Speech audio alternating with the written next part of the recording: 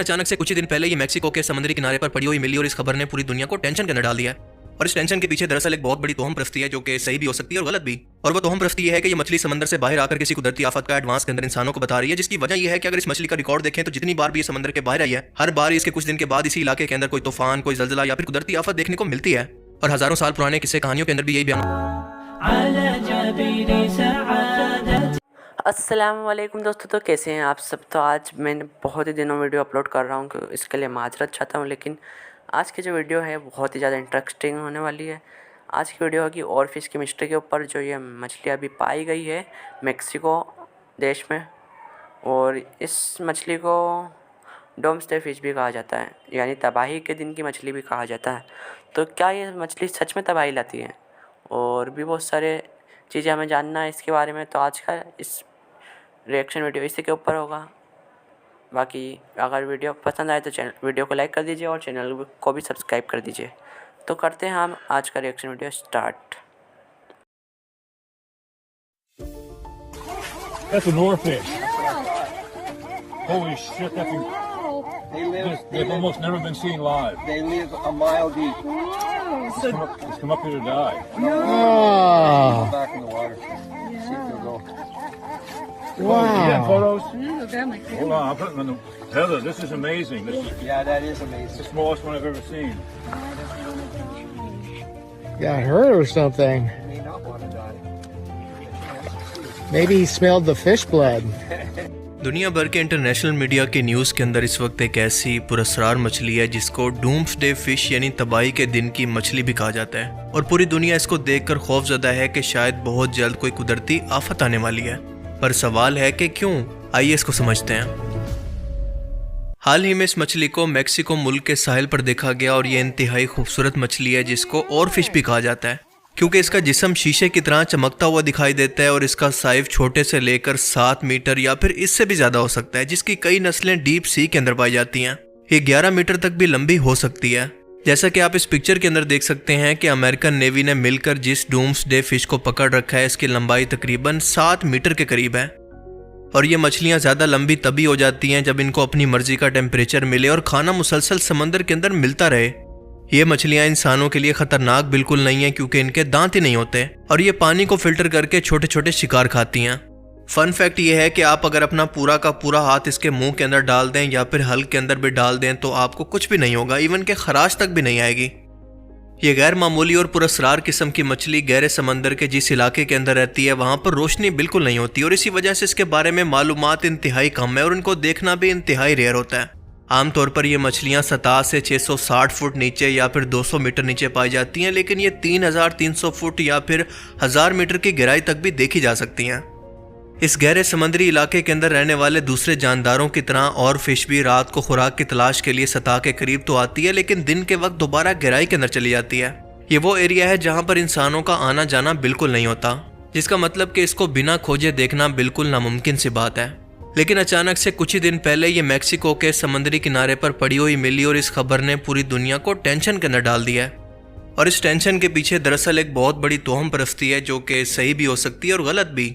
और वो तोहम परस्ती ये है कि ये मछली समंदर से बाहर आकर किसी कुदरती आफत का एडवांस के अंदर इंसानों को बता रही है, जिसकी वजह यह है कि अगर इस मछली का रिकॉर्ड देखें तो जितनी बार भी ये समंदर के बाहर आई है, हर बार इसके कुछ दिन के बाद इसी इलाके के अंदर कोई तूफान, कोई जल्जला या फिर कुदरती आफत देखने को मिलती है।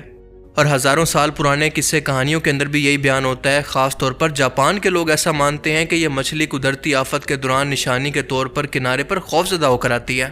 और इनका कहना है कि 2011 के अंदर जापान के जल्जले से पहले कई इस तरह की और फिश को जापानी साहिलों पर जगह जगह पर देखा गया था, जिसकी वजह से ये यकीन और ज्यादा बढ़ गया। अब ये कॉन्सेप्ट क्योंकि किसी साइंटिफिक रिसर्च पर बेस नहीं करता और ना ही इस पर रिसर्च करके ऐसा कुछ साबित किया गया है, लेकिन ये भी हकीकत है कि दुनिया के अंदर इस वक्त बहुत सारे ऐसे जानवर मौजूद हैं जो कि जल्जले और तूफान जैसी कुदरती आफत का पहले से पता दे सकते हैं। मिसाल के तौर पर सांप जल्जले से कुछ घंटे पहले उस इलाके को छोड़कर चले जाते हैं। परिंदे भी किसी कुदरती आफत के आने से पहले इस इलाके को छोड़कर हिजरत कर जाते हैं और जानवर खास तौर पर हाथी बेचैन होकर आवाजें निकालकर उस इलाके को छोड़ देते हैं। और इसकी सबसे बड़ी वजह होती है जल्जले और तूफान की वजह से बनने वाली इलेक्ट्रोमैग्नेटिक वेव्स, इंफ्रारेड वेव, जिन्हें इंसानों का जिस्म और कान महसूस नहीं कर सकते, लेकिन जानवर ऐसा कर सकते हैं। और कुछ यही मामला समुद्री जानवरों का भी है, क्योंकि मछलियां ज़मीन के मैग्नेटिक फील्ड के अंदर मौजूद बदलाव को महसूस कर सकती हैं। ज़लज़ले या आतिशफ़िशां लावा फटने से पहले इस एरिया का मैग्नेटिक फील्ड थोड़ा सा तब्दील होता है, जिसकी वजह से मछलियों का रवैया भी बदल जाता है और वो समुद्री लहरों के बदलाव को भी महसूस कर लेती हैं। जबकि अगर समुद्री तूफान या फिर सुनामी की बात करें तो हवा का दबाव या फिर बायोमेट्रिक प्रेशर तेज़ी से कम होता है, जिसे परिंदे और मक्खियाँ महसूस कर लेती हैं। समुद्री जानवरों मसलन डॉल्फिन इस दबाव के अंदर तब्दीली के बाद घबराकर समंदर की गहराई के अंदर चली जाती हैं।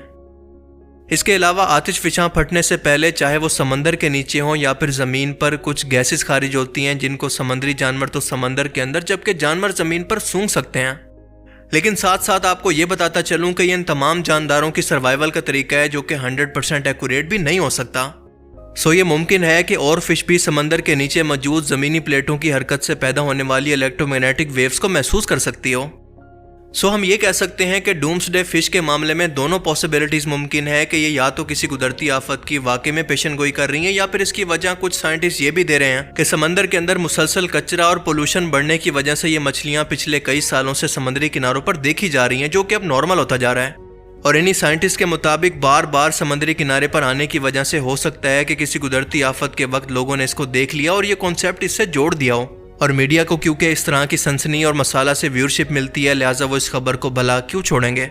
लेकिन ऑनेस्टली मुझे आइडिया नहीं था कि मुझे इस तरह की खबर कभी तौम परस्ती की सूरत पूरे इंटरनेशनल मीडिया पर देखने को मिलेगी। क्योंकि और फिश किसी बीमारी से, समुद्री लहरों के बहाव के अंदर फंस जाने की वजह से या फिर टेम्परेचर के अंदर बदलाव की वजह से भी बाहर आ सकती है। अगर इस फिश को कम गहरे पानी के अंदर देखा जाए तो इसका मतलब ये होता है कि वो बीमार है या फिर मरने के करीब है या फिर किसी ताकतवर करंट के अंदर बहकर वहां पर पहुंच गई है। So coming to the conclusion, ये एक महज इत्तफाक भी हो सकता है क्योंकि अभी तक इसको कोई साइंटिफिक रिसर्च साबित नहीं करती। 2019 के अंदर नेचुरल जर्नल मैगजीन के अंदर एक रिसर्च पब्लिश हुई जिसके अंदर ये बताया गया कि और फिश और ज़लज़लों के बारे में जो ताल्लुक बयान किया जाता है वो सिर्फ ज़बानी कलामी है, साइंस इसको साबित नहीं करती। और इसकी सिंपल सी रीज़न ये है कि हमारे पास इसका डाटा मौजूद नहीं है और इसका डाटा इकट्ठा करने के लिए बहुत ज़्यादा मेहनत की ज़रूरत है। बहुत ज़्यादा मेहनत से मेरी ये मुराद है कि डीप सी के अंदर जहाँ पर ये रहती है वहाँ पर अपने इंस्ट्रूमेंट लेकर जाना और इस मछली की बनावट को समझना वगैरह। कुदरती आफात ख़ास तौर पर ज़लज़ले का पता लगाने के लिए सैटेलाइट डाटा या फिर सीज़मोमीटर इस्तेमाल किया जाता है जो कि किसी हद तक ज़लज़ले की पेशन गोई कर सकते हैं। पर हकीकत यह है कि आज इंसान अपनी तमाम तर टेक्नोलॉजी के मौजूद होने के बावजूद भी किसी भी तरह से वक्त से पहले ज़लज़ले की पेशन गोई नहीं कर सकता। कुदरत का यह निज़ाम ही कुछ ऐसा है कि इंसानों के लिए अभी तक इसके राज नहीं खुले। सो और फिश या फिर डूम्सडे फिश की यह मिथ सही भी हो सकती है और गलत भी, पर दोनों सूरतों के अंदर हम इसको कोई स्टैंडर्ड या फिर अलर्ट नहीं बना सकते ज़लज़ले या फिर कुदरती आफत के आने से पहले। बाकी आप इस बारे में क्या सोचते हैं, अपनी कीमती राय का इज़हार आप कमेंट सेक्शन में कर सकते हैं।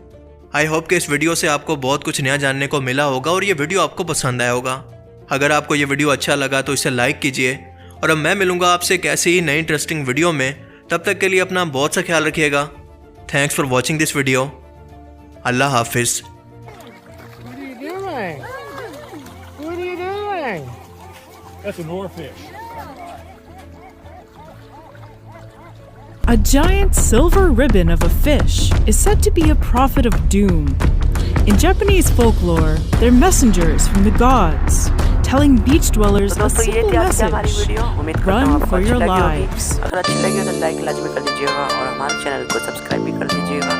बाकी आज की वीडियो में हमने बहुत कुछ जाना है, बहुत कुछ सीखा है। अगर आपको इस वीडियो की लिंक चाहिए ओरिजिनल वीडियो की तो मैं डिस्क्रिप्शन में दे दूँगा आपको। बाकी वीडियो को लाइक कर दीजिए, चैनल को सब्सक्राइब कर दीजिए। मिलते हैं अगली वीडियो में, तब तक के लिए अल्लाह हाफिज़, टेक केयर।